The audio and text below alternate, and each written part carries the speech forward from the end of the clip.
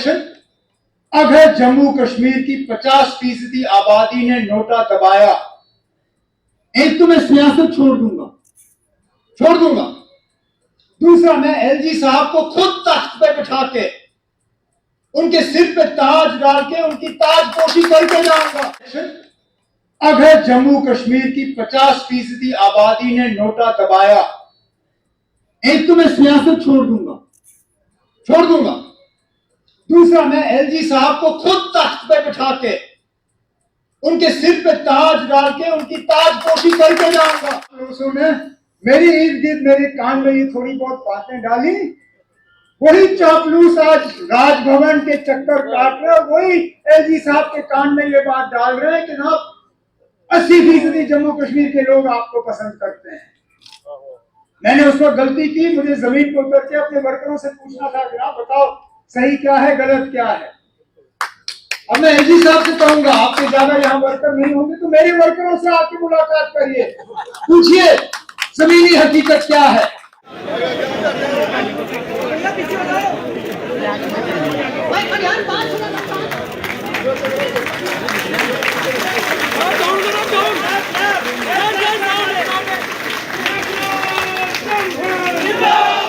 अब मेरी एज हो गई है, अगर मैं सरकारी मुलाजिम होता तो 7 साल के बाद मैं पेंशन ले रहा होता। अब खुदारा मुझे बताइए ना, अब आप किसी 53 साल के जो सरकारी अफसर हैं उनके पास आप जाके कहते हो ना आप बड़े नौजवान अफसर हैं, आप तो कहते हो ना अभी आपको रिटायरमेंट में बस चंद ही साल रह गए, थोड़ी सी हमारी मदद करिए। तो नौजवान हैं, स्टेज पे बैठे, चाहे वो यूथ के हो, स्टूडेंट के हो, लेकिन मैं अब नौजवान नहीं रहा। जवानी को पकड़ने की कोशिश जरूर कर रहा हूं, लेकिन आहिस्ता आहिस्ता वो जवानी मेरी हाथ से जो है फिसलती जा रही है। परसों की बात है, चौक के बीच में सीआरपी की गाड़ी पर पिस्तौल से फायर, तो फिर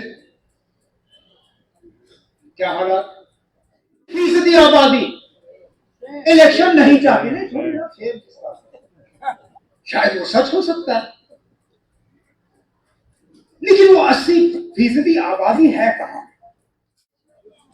नेशनल कॉन्फ्रेंस के सदर जनाब फारूक अब्दुल्ला साहब के तरफ से, अपने तरफ से हमारे तंजीम के जनरल सेक्रेटरी जनाब सागर साहब के तरफ से, मैं आज जो हमारे 2 सीनियर साथी अपना नए कमांड संभालने जा रहे हैं, जनाब सलोत्रा साहब और सुरेंद्र चौधरी साहब को दिल की गहराइयों से मुबारकबाद पेश करना। मैं तो 80 छोड़िए, 8 छोड़िए, 0.8% आबादी भी आप नहीं दिखा सकोगे जो इलेक्शन नहीं चाहेगी। अब आते हम जम्मू पे हैं, मैंने सोचा शायद यहां सोच अलग होगी, लेकिन यहां की नाराजगी वहां की नाराजगी से ज्यादा, हर इशू पे लोग सड़क पे आए। टोल प्लाजा, किसी ने उनको उकसाया नहीं, किसी ने उनको पीछे से धक्का नहीं दिया। कोई सियासी पार्टी ये नहीं कह सकती है कि टोल प्लाजा पे हमने किया, लोग खुद निकल आए, हम तो उसमें फिर घुल मिल गए। लेकिन हम में से कोई भी सियासी पार्टी ये नहीं कह सकती है कि टोल प्लाजा पे हमने एहतजाज शुरू किया। लोग नाराज हुए, बाहर आए, आज भी नाराज हैं। स्मार्ट मीटर, हम बीच बीच में बयान देते हैं, लेकिन बाहर आके एहतजाज लोगों का खुद का फैसला था। और सही पूछा मेरे साथियों ने, सुरेंद्र जी ने और अजय सलोत्रा साहब ने, पहले तो आप डिजिटल मीटर लगा रहे थे, आप हमें कह रहे थे कि ये डिजिटल मीटर दुनिया का सबसे बेहतरीन मीटर है। उन मीटरों को लगे शायद ही कुछ दिन हुए, यहां कहते हो ना ये मीटर नहीं, अब वो मीटर, स्मार्ट मीटर। और जो स्मार्ट मीटर की मुखालफत करे सीधा जेल। यहां पीएसए लगा है लोगों पे स्मार्ट मीटर की मुखालफत करने पर। अरे भाई, मुखालफत तो हमारा जमहूरी हक है।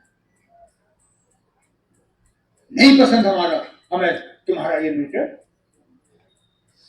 हम इसके खिलाफ आवाज तो उठा सकते हैं। आपने अभी तक तो हमें समझाया नहीं कि डिजिटल और स्मार्ट में आपको बदलाव क्यों लाना पड़ा। महंगाई की हालत आप सबके सामने, एक चीज के दाम क्या नीचे आ जाते हैं, दो चार चीजों की कीमतें बढ़ जाती हैं। किसान बेरोजगारी को लेकर नाराज हैं, कहीं पे भी उनकी रिक्रूटमेंट का सिलसिला नहीं होता। जहां पे भी रिक्रूटमेंट का लिस्ट निकलता है वहां धांधली होती है, कैंसर होता है, नौजवान परेशान हो जाते हैं। कश्मीरी पंडितों की ये लोग बात करते हैं,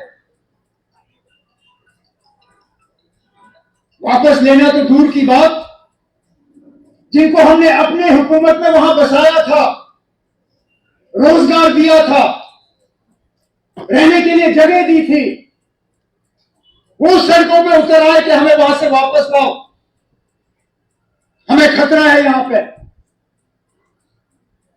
चुन चुन के वहां दफ्तरों में डेस्क के पीछे बैठे सरकारी मुलाजिम को गोली से उड़ाया, बैंक के ब्रांच में काम करते हुए बैंक में घुस के गोली मारी। तो फिर कहां है ये 80%? मुझे अच्छी तरह से याद है, मैं भूला नहीं हूं, बुढ़ापा जरूर आ गया है, लेकिन यादाश्त अभी भी है। इसलिए कभी कभी मैं अपने साथियों से गिला करता हूँ, ये जो आप नौजवान क़यादत, ये छोड़िए ना, 53 अब मेरी एज हो गई है। अगर मैं सरकारी मुलाजिम होता तो 7 साल के बाद मैं पेंशन ले रहा होता।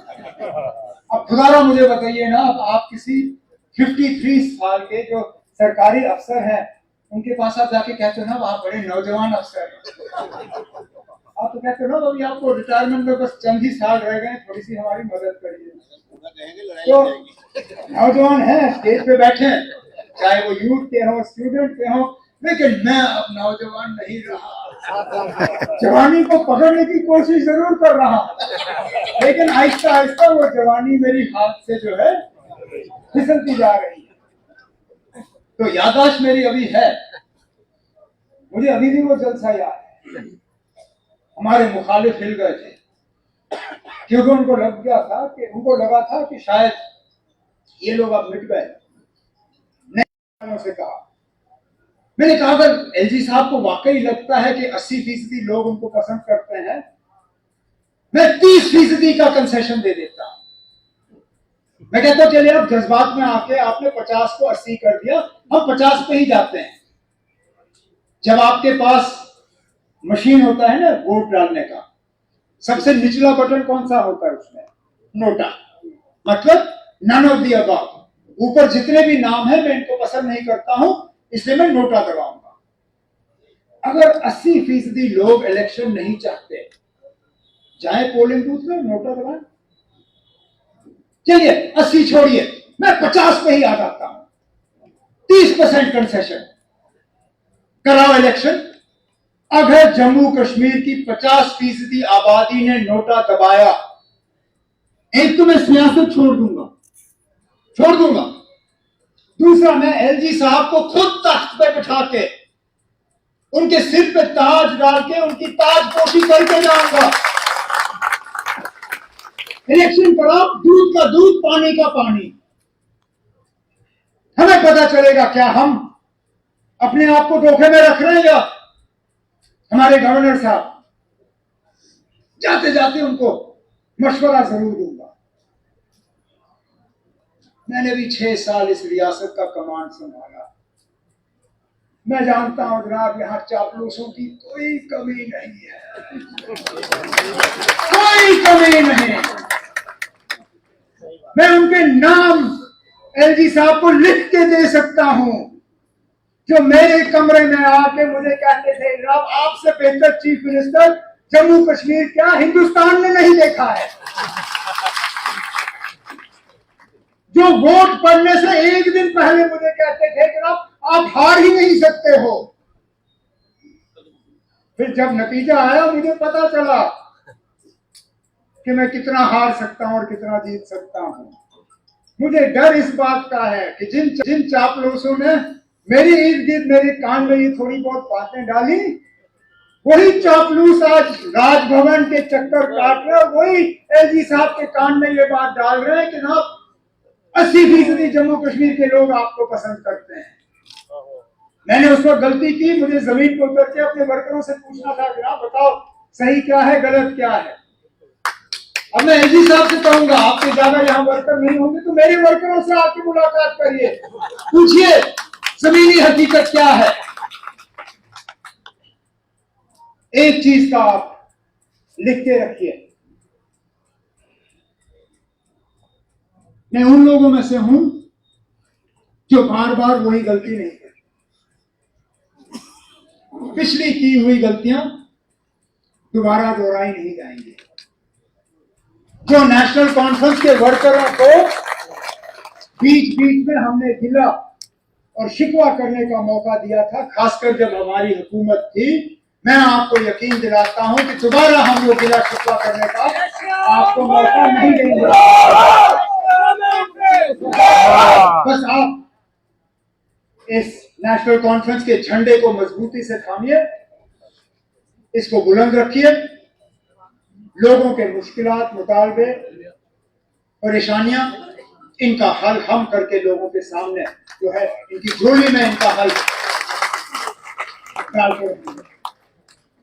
एक बार फिर अपने दोनों साथियों को आज के मौके पर मुबारक करते हुए अपने बाकी साथियों को आज के प्रोग्राम पे आने पे मैं शुक्रिया करता हूँ, इस उम्मीद के साथ कि दोबारा जल्दी इसी तरह मुलाकात का मौका हासिल होगा। बहुत बहुत शुक्रिया। जय हिंद, जय भारत।